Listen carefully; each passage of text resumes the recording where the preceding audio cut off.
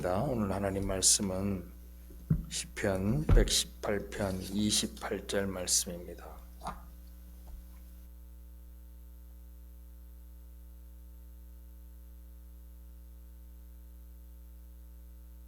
8절로 29절 우리 두 절 같이 보겠습니다. 28절 29절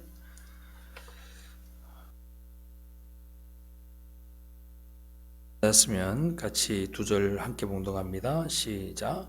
주는 나의 하나님이시라 내가 주께 감사하리이다. 주는 나의 하나님이시라 내가 주를 높이리이다. 여호와께 감사하라. 그는 선하시며 그의 인자하심이 영원함이로다. 아멘. 오늘 추수감사주일입니다. 매년마다 다가오는 추수감사주일이고 저는 모태신앙이니까 53년 동안 추수감사주일을 지키고 살았습니다. 여러분들에게 이 추수감사주일이 어떤 의미인지 잘 모르겠습니다. 저는 어릴 때 저희 아버님이 개척을 하시면서 추수감사주일날은 특별하게 섬겨야 된다라고 저는 그렇게 배웠습니다. 그런데 집이 너무 힘들고 어렵다 보니 그 추수감사절에 드리는 그 헌금이 그렇게 원망스러웠습니다. 아버님이 개척할 때 먹고 살 것도 없는 가운데 추수감사주일이라고 한 달 사례비를 하나님 앞에 드리는 것을 보고 한편으로는 저는 원망스러웠습니다.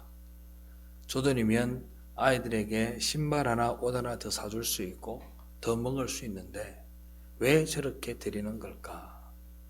원망스러웠습니다.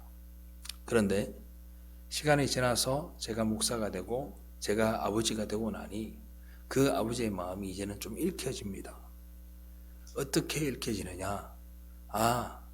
하나님이 우리를 살피시고 보호하시고 하나님 때문에 내가 존재한다는 걸 저도 인정하게 됐다.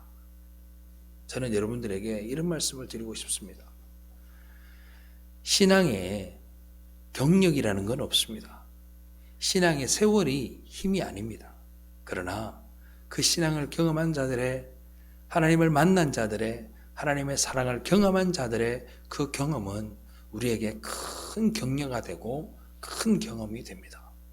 내가 직접 경험하지 못하지만 내 삶 가운데에서 그 말을 내가 믿음으로 말미암아서 내 삶도 또한 그런 경험들을 하게 되는 은혜의 반복 학습이 그들을 통해서 우리에게 일어나는 거겠죠. 저는 감사라는 이 단어가 요즘에는 교회에서도 많이 사용되지만 일반인들하고 이야기하다 보면 이 감사합니다라는 단어가 굉장히 많이 사용되는 것을 여러분들도 경험하실 거예요. 주변 사람들이 이렇게 얘기합니다. 교회를 안 다니는데 말 쓰는 언어가 기독교 문화, 기독교인 같아요.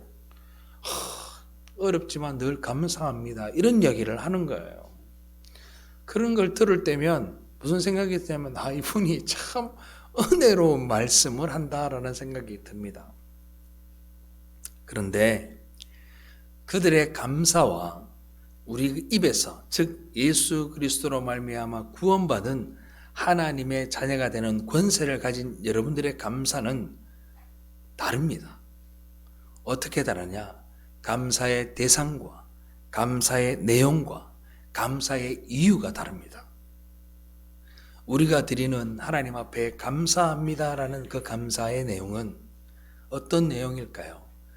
죄되었던 자가 죽을 수밖에 없던 우리들, 당연히 죽어야만 되는 우리들을 하나님께서 아무 공로 없이 예수 그리스도의 피로 구원하여 주심에 우리가 감사한 것이고, 우리의 감사의 대상은 곧 주 여호와 우리 하나님이 우리의 감사의 대상이 되는 거겠죠. 그리고 우리는 이유가 있을 때 감사하는 것이 아니라 항상 감사하고 범사에 감사합니다. 그것이 우리가 하나님 앞에 드리는 감사의 차이점입니다. 저는 여러분들이 이러한 감사를 일평생 할 수 있기를 주님의 이름으로 축원합니다. 감사라는 단어는 어떤 의미가 있냐 하면 영어로는 thanks라고도 하죠. thank you라고 합니다. 그런데 히브리어에는 야다라고 합니다. 이 야다라는 의미가 찬양하다라는 의미입니다. 즉 다시 말해서 감사라고 하는 것은 본연의 뜻이 하나님 앞에 찬양하는 것입니다. 그것이 우리가 드리는 감사이며 우리가 드리는 감사의 내용입니다. 즉 우리의 모든 근거가 하나님으로부터 왔다는 것을 인정하고 내 존재에 대한 모든 근거를 하나님께 위탁하는, 하나님께 모든 것을 드리는 그런 감사가 바로 찬양이 되는 것이고, 그 찬양을 우리는 감사라고 표현하는 거겠죠. 여기서 우리는 명확한 결론을 하나 얻어낼 수 있어요. 우리가 감사해야 될 대상이 바로 어떤 분인가에 대한 내용을 좀 알아야 합니다. 감사를 하되 누구에게 감사하고 있느냐에 대한 이야기를 오늘 좀 말씀을 드리고 싶어요. 우리가 감사하는, 그 찬양하는 그 감사의 대상은 누구냐? 바로 첫 번째로 이 천지 만물을 지으신 창조주가 되신다라는 말입니다.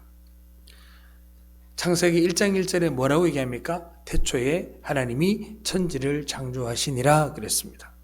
하나님은 모든 천지 만물을 만드시고 인간을 창조하시고 그 코에 생기를 불어넣으셔 완전 아파르, 먼지 같은 존재들에게 생명이 되는 은혜를 우리에게 허락해 주셨습니다. 그래서 창세기 2장 7절에 보니까 여호와 하나님이 땅에 흙으로 사람을 지으시고 생기를 그 코에 불어넣으시니 사람이 생명이 되니라. 여호와 하나님이 동방에 에덴 동산을 창설하시고 그 지으신 사람을 거기 두시니라. 아멘. 하나님은 인간을 지으시고 인간의 살 수 있는 모든 환경을 창조하셔서 그 인간이 존재할 수 있는 모든 것들을 그 인간에게 허락해 주셨습니다. 모든 것이 하나님의 계획이었습니다. 존재 이유도 하나님이고 그분이 우리의 하나님이라는 거, 그리고 그분이 나와 여러분들의 하나님이라는 것을 오늘 믿기를 주님의 이름으로 축복합니다. 그 하나님이라는 분이, 그 창조주 하나님이라는 분이 여러분들의 하나님이라는 것이 느껴지십니까? 하나님이 나의 하나님이 되는 것은 곧 내 존재의 근거가 하나님입니다라는 신앙의 고백이 되는 거예요. 그런데 세상 사람들은 그렇지 않죠. 자신의 존재 근거가 무엇인지 관심이 없습니다. 자신이 존재 근거를 알지 못하니 왜 존재해야 되는지 존재의 이유도 알지 못합니다. 존재의 목적이 무엇인지도 알지 못합니다. 그냥 그렇게 살아갑니다. 그냥 그렇게 사는 거예요.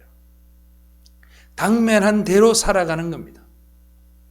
목적과 방향성이 없습니다. 이유도 없습니다. 그냥 살아가는 겁니다.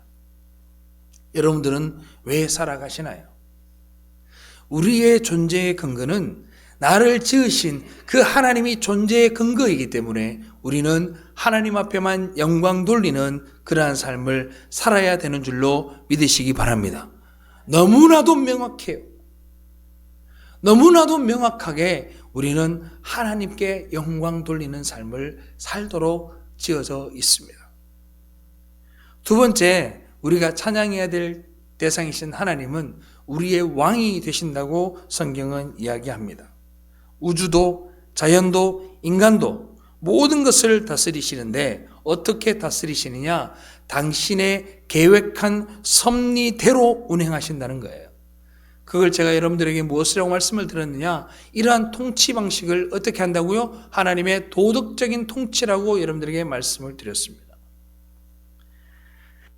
그 모든 것이 당신이 보시기에 좋도록 운행하시는 거예요. 하나님은 모든 것을 다스리시되 이 땅에서 살아가는 이 땅의 모든 것들을 다스릴 권한을 본디 여러분들과 저에게 주셨습니다. 이 땅을 다스릴 권한을, 모든 권한을 인간에게 다 주셨습니다. 창세기 1장 26절 하나님이 이르시되 우리의 형상을 따라 우리의 모양대로 우리가 사람을 만들고 그들로 바다의 물고기와 하늘의 새와 가축과 온 땅과 땅에 기는 모든 것을 다스리게 하자 하시고 아멘. 다스리게 하자. 누구로? 인간으로. 하나님은 이 땅을 다스릴 것을 계획하시고 인간을 창조하셨습니다. 다 지어놓고 관리자가 필요한데 라고 인간을 창조하신 것이 아닙니다. 하나님은 모든 창조의 처음과 나중까지 이 세상의 마지막까지 하나님은 모두 계획하시고 철저한 섭리 가운데 운행하신다는 사실을 여러분들 잊지 마십시오.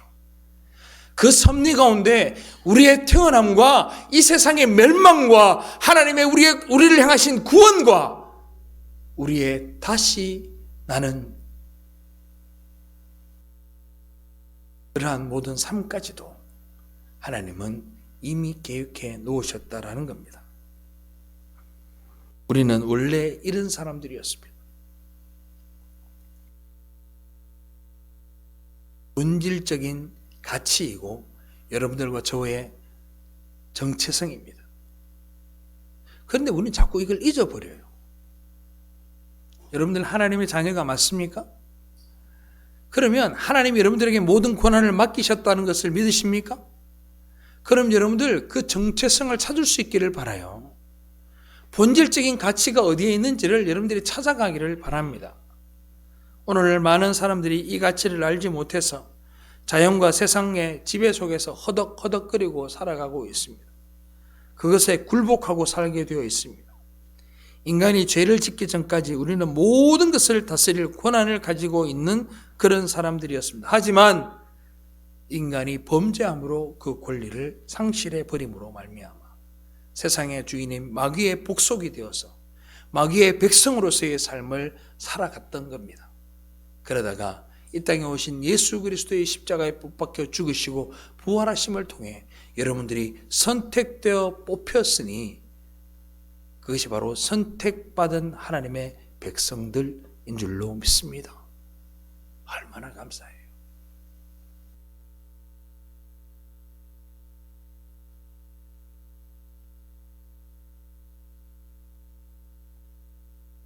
세상 가운데에서 짐승에게 뜯기듯 갈갈이 찢어지는 것을 기뻐하지 않으셨습니다. 우리의 삶이 그렇잖아요. 세상의 물질 만능주의와 이기주의와 세상의 세속주의와 이런 것들이 여러분들을 다 갉아먹어요. 여러분들만 갉아먹어요? 저도 갉아먹어요.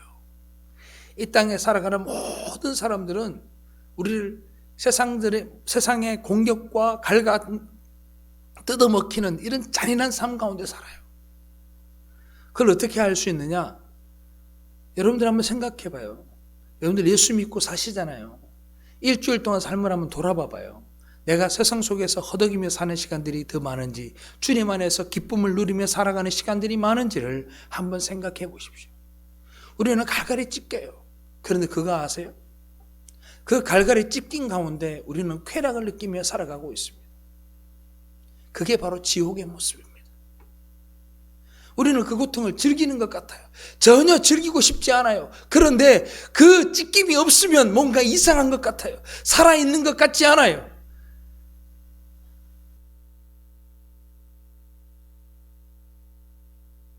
마약이라는 걸 해본 적이 없습니다. 그런데 책을 통해서 인터넷을 통해서 마약을 한 사람들의 이야기가 바로 이런 내용이더라고요. 마약을 하지 않으면 죽을 것 같고 너무너무 어색하고 살아있는 낙이 없고 뭔가 자기의 존재가 없는 것 같아요. 그래서 또 마약을 합니다. 마약을 하고 나면 또 후회합니다. 그런데 또 마약을 합니다. 우리의 모습이 그러해요. 주님과 동행하며 주님과 함께 있는 것이 우리의 삶이며 하나님 앞에 영광 돌리고 찬양하며 정말 성도가 함께 모여 하나님 앞에 영광 돌리는 것이 우리의 삶인 줄로 아는데 거기에 있는 것보다 세상 가운데서 쥐어 뜯기고 살점이 떨어져 나가고 고민하고 세상 속에서 허덕이며 살아가는 그거를 놓지 못하는 것.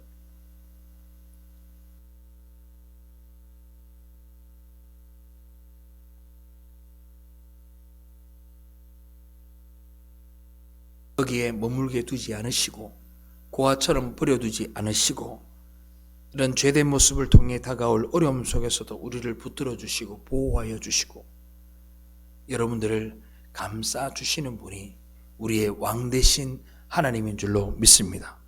하나님은 우리의 왕이시고 영원토록 우리를 당신의 화평으로 다스리길 원했습니다. 근데 우리가 어떻게 했느냐? 발로 뻥 차버린 거예요.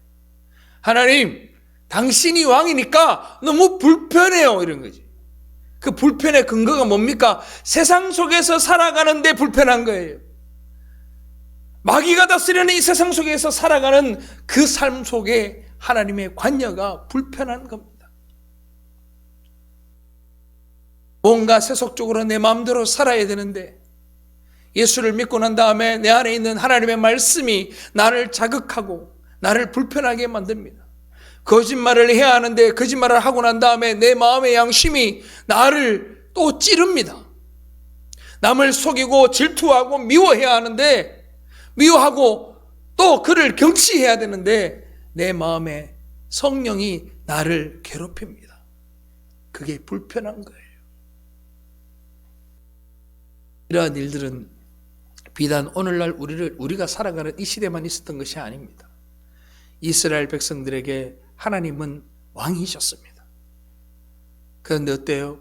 사무엘상 8장 6절로 9절 보니까 우리에게 왕을 주어 우리를 다스리게 하라 했을 때에 사무엘이 그것을 기뻐하지 아니하며 여호와께 기도하며 여호와께서 사무엘에게 이르시되 백성이 네게 한 말을 다 들으라. 이는 그들이 너를 버림이 아니요 나를 버려 자기들의 왕이 되지 못하게 함이니라. 내가 그들을 애굽에서 인도하여 낸 날부터 오늘까지 그들이 모든 행사로 나를 버리고 다른 신들을 섬김같이 내게도 그리 하는도다. 그러므로 그들의 말을 듣되 너는 그들에게 음히 경고하고 그들을 다스릴 왕의 제도를 가르치라. 아멘. 하나님이 뭐라고 합니까? 야 사무엘아, 너를 버리는 게 아니야.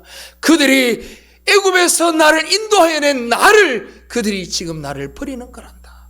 그래요.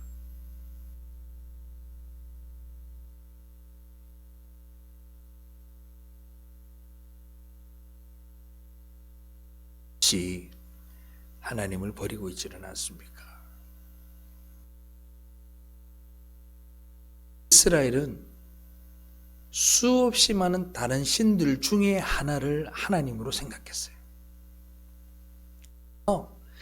야, 이렇게 신들이 많은데 꼭 니만 신이어야 되겠니? 하나님 당신만 꼭 예배를 받아야 되겠어요? 다른 신들과 같이 섬겨 드릴게 라고 이야기를 하는 겁니다. 그리고 내 눈앞에 보이는 누군가가 나를 다스려주고 나를 보호해 줬으면 좋겠어요. 그러니까 우리가 섬길 왕을 뽑아주세요라고 하나님 앞에 얘기를 한 겁니다. 이런 거죠. 아버지가 있어요. 그리고 두 부부가 결혼을 해서 이제 아이를 낳았어요. 부모가 되잖아요. 그 아이들에게 부모는 잘못된 것이 있을 때 야단도 치고 혼도 내고 잔소리도 하고 채찍질도 합니다. 근데 그 아이가 그러는 거예요. 나는 당신 같은 아빠가 좀 싫어요. 그러니까 때리는 아빠 말고 좋은 말만 해주는 아빠가 하나 있으면 좋겠어요 라고 말하는 것과 똑같은 거예요. 나쁜 소리 하지 말고 무조건 잘했다고 말해주는 아빠가 따로 하나 있었으면 좋겠다라는 거예요.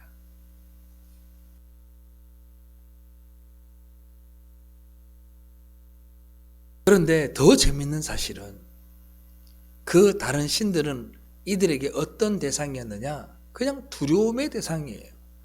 축복해주는 신 따로 있고 저주하는 신 따로 있고 건강을 주는 신 따로 있고 자기들 나름대로 다 만드는 거야.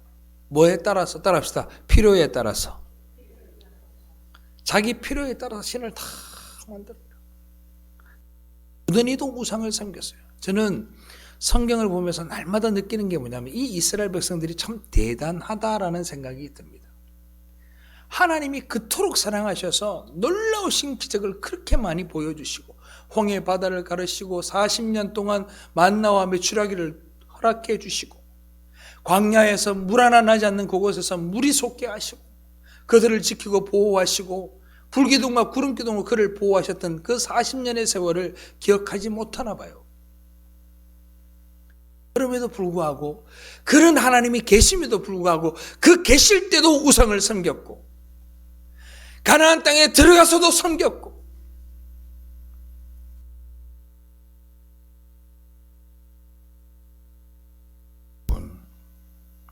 우상을 섬김으로 인해 그들이 얼마나 많은 고통을 당했습니까? 우상을 섬김으로 그들이 고통을 당하신 자신들의 하나님을 미워하고 버리려 하는 것이었습니다. 그저 자신들을 보호할 장치로서 왕이 필요했던 거예요. 눈에 보이는 게 좋거든요. 눈에 보이는 게 좋잖아요.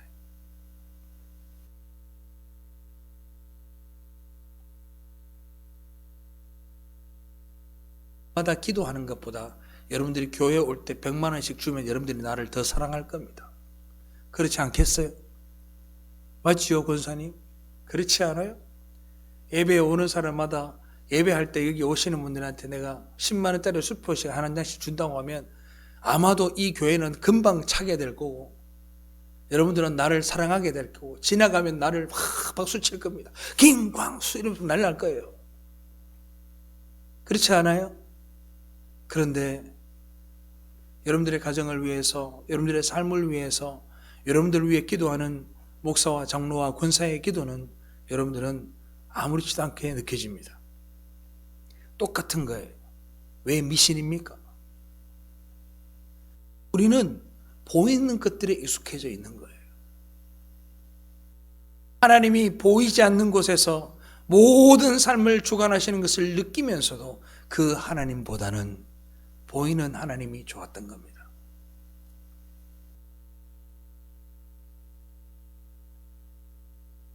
이 하나님만 우리의 참된 왕이 되시는 줄 믿을 수 있기를 바랍니다. 그분의 다스림에 복종하셔야 돼요. 그분을 믿으면 그 믿음이 여러분들을 복종하게 만드는, 하나님께 승복하게 만드는 그런 일들을 그 믿음이 만들어내는 거예요.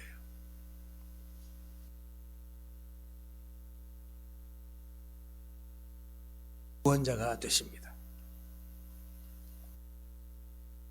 하나님은 이스라엘을 애굽으로부터 구하셨고 광야에서 적들과 목마름과 어려움으로부터 구하셨고 가나안의 7 족속을 다 쫓아내셨고 그리고 가나안 땅을 그들에게 허락해 주셨고 그리고 예수 그리스도를 그 땅에 보내셔서 죽게 하시고 부활하게 하심으로 여러분들을 구원해 주셨습니다.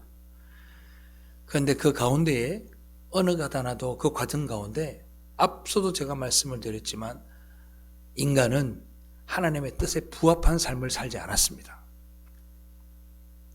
출애굽을 하는 하나님의 궁극적인 그 다스림 또한 있었지만 인간은 계속 범죄했고 가나안 땅의 7 족속을 쫓아내는 과정에서도 하나님께 불순종하였고 가나안 땅을 부여받고 난 다음에도 그곳에서 살면서 하나님 앞에 영광 돌리고 살 줄 알았는데 그들은 우상을 섬기며 살았습니다.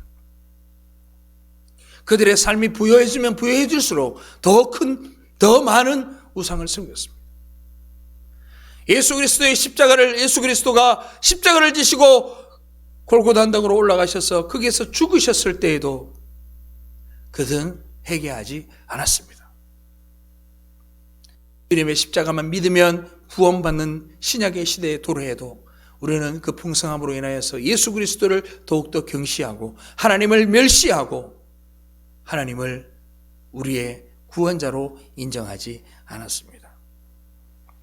그런데 성경은 우리에게 분명하게 이야기합니다. 이사야 43장 11절 말씀, 나는 여호와라, 나 외에 구원자가 없느니라. 내가 알려주었으며 구원하였으며 보였고 너희 중에 다른 신이 없었나니 그러므로 너희는 나의 증인이요 나는 하나님이라. 여호와의 말씀이라. 아멘. 나는 여호와라, 나 외에 구원자가 없느니라 그랬습니다. 하나님은요, 여러분들의 요구를 따라서 하나님의 구원자가 되신 게 아닙니다. 하나님은 여러분들의 구원자가 되기를 자처하셨고 작정하셨던 분입니다. 우리를 모든 죄에서 사해해 주시기를 작정하셨고 구원자 되신 예수 그리스도를 이 땅에 보내시사 그를 믿기만 하면 여러분들의 모든 죄가 사하게 하셨고 그를 믿기만 하면 구원을 얻게 하셨습니다. 그런 은혜 받은 게 여러분들이 느껴지기를 바라요. 아멘. 정말 좀 간절하게 느끼시길 바라요. 내가 지금 누리고 있는 거, 내가 보고 있는 거, 내가 가지고 있는 거 전부 다 하나님이 주신 거예요. 믿으면 아멘. 인정하셔야 돼요. 정말 그거 인정하고 살아야 돼요. 그러면 달라 보여요. 달라 보여. 그러니까 우리가 할 수 있는 게 뭐밖에 없어요? 찬양할 수밖에 없는 거예요. 창조주가 되시고 우리의 왕이 되시고 여러분들을 죄에서 구원하신 그 하나님이 우리의 감사의 대상이라니까요. 그러니까 그 감사의 대상이니까 우리가 뭘 해야겠냐고. 찬양밖에 할 수 없는 거예요. 그런데 어떻게 찬양하냐? 따라합시다. 모든 상황 속에서. 모든 상황 속에서. 기쁠 때나 슬플 때나 행복할 때나 불행할 때나 모든 상황 속에서 감사할 수밖에 없는 거예요. 왜? 이 땅을 기준으로 본다면 감사할 수 없어요. 이 땅을 기준으로 본다면 어떻게 감사해요? 내 다리가 부러지고 사고가 나고 부도가 나고 모든 것을 잃어버렸는데 어떻게 감사해요? 그런데 우리의 중심이 어디로 옮겨갔기 때문에 십자가로 옮겨갔기 때문에 우리는 이곳을 바라보고 기뻐하는 것이 아니고 이것을 바라보고 감사하는 것이 아니고 하나님의 나라를 보고 감사하고 하나님의 나라를 보고 찬양하는 거예요. 우리가 드리는 이 추수감사헌금, 이 물질을 하나님 앞에 드리는 게 아니잖아요. 여러분들의 중심이 옮겼음을 상징하여 주님께 드리는 겁니다.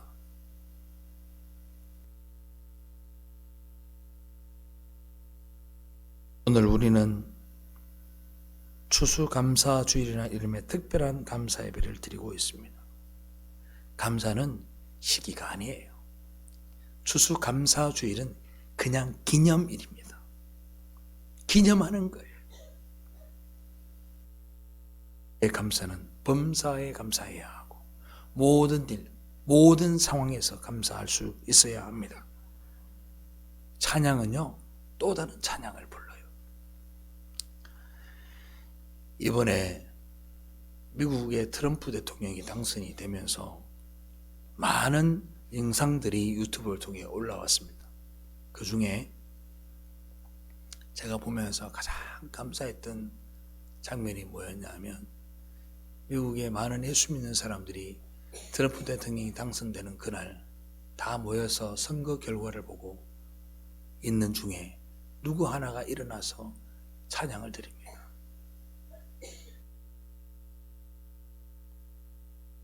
같은 죄인 살리신 Amazing Grace 찬양을 다 하니까 그 현장에 있었던 수백 명의 사람들이 소프라노, 알토, 테너, 베이스로 반주 없이 하나님 앞에 찬양 드리는 그 모습을 바라볼 때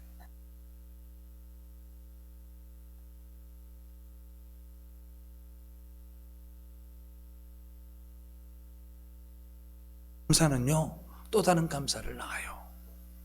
여러분들 한 사람이 각 가정에서 온전하게 하나님을 찬양하고 온전하게 하나님 앞에 감사하면 여러분들의 자녀들이, 여러분들의 친척들이, 여러분들의 형제들이 하나님 앞에 감사하고 찬양하는 가정이 되고, 할렐루야. 교회 내에서도 마찬가지입니다. 여러분으로 진심으로 드리는 여러분들의 찬양 한 소절이, 또는 몇몇 사람이 드리는 하나님 앞에 드리는 찬양이, 또 하나님 앞에 드리는 감사가 더 큰 감사로 하나님께 드려질 줄로 믿습니다. 우리는 한 날을 기념하여 이렇게 예배를 드리지만 하나님은 그리스도와 연합된 우리들과 동행하시고 아니 계신 것이 없으며 항상 우리와 함께 하시고 계십니다. 그러니 우리와 항상 함께 하시는 그 하나님 앞에 늘 감사하는 거예요.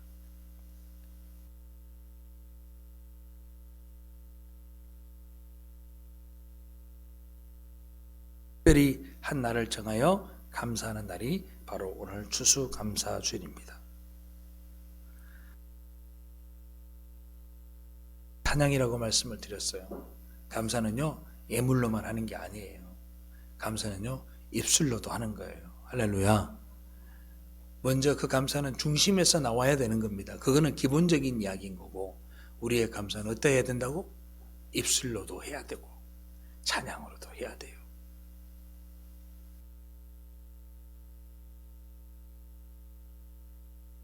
우리가 사는 곳이 세상이다 보니 감사의 시간들이 또 감사의 조건들이 가끔씩 사라지기도 합니다. 야, 이것마저도 내가 찬양해야 되나? 내가 지금 감사할 팔자가, 내가 지금 감사할 시기가, 내가 이렇게 어려운데 무슨 감사를 하느냐?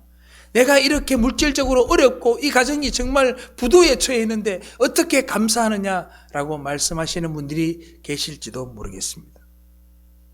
그럴 때면 오늘 시편 118편 28절 말씀처럼 주는 나의 하나님이시라 내가 주께 감사하리다. 주는 내 하나님이다. 여호와 하나님께 감사하라. 이 말씀을 반복적으로 외칠 수 있기를 바랍니다. 그 하나님이 누군지를 알면 여러분들은 여러분들의 것에 대해서 소유권이 없음을 인정하고 모든 것을 주님께 감사할 수 있는 사람이 될 겁니다. 죄 많은 나를 구원하여 주심에 감사하고 죽을 죄인을 살려주심에 감사하고 연약한 나를 보호해 주심에 감사하고 온전하지 않으면 육체를 보존하여 주심에 감사하고 수많은 아픔을 견디게 하심을 감사하고 지금까지 지내오게 하신 것을 감사하고 연약한 육체지만 하나님 앞에 찬양하고 예배할 수 있음에 감사하고 비록 세상 가운데 성공하지 못했지만 연약한 가운데 예배할 수 있음에 감사하고 감사할 조건들을 만들어가는 것이 아니라 주님을 통해서 그 감사할 조건들이 많이 여러분들을 통해 뿜어져 나오기를 주님의 이름으로 축복합니다. 많은 사람들이 그런 이야기를 하더라고요. 감사의 조건을 찾는 과정들이 있어야 된다. 그런데 저는 찾는 과정도 필요하지만 감사하는 대상이 누군지를 먼저 아는 것이 중요합니다. 내가 왜 감사해야 되는지를 발견할 수 있기를 바라요. 우리 하나님이 창조주 하나님께서 우리의 왕 되신 하나님께서 우리의 구원자 되신 하나님께서 우리의 감사의 대상이기 때문에 우리는 그 하나님 앞에 모든 영광을 돌려드려야 하기에 어느 것 하나 감사하지 않을 수 있는 것이 없다는 겁니다. 젊어서 감사, 아파서 감사, 장애가 있어서 감사, 보지 못해서 감사, 듣지 못해서 감사. 이 모든 것이 가능한 이유는 하나님은 그를 선택하시고 그 사람을 하나님의 백성으로 삼으시고 그들을 구원해 주셨다는 이유 때문입니다. 그래서 감사, 조건이 부합해서 드리는 감사는 세상이 드리는 그 어떤 감사와 다르지 않습니다. 우리는 모든 상황 속에서 드리는 범사의 감사를 주님 앞에 드려야 되는 거예요. 이 추수감사주일 정말 하나님 앞에 진짜 온전한 감사가 무엇인지를 한번 돌아보고 다가온 한 주간 동안 온전히 주님 앞에 감사하며 살아가는 여러분들 삶이 되시기를 주님의 이름으로 축원합니다. 기도하겠습니다.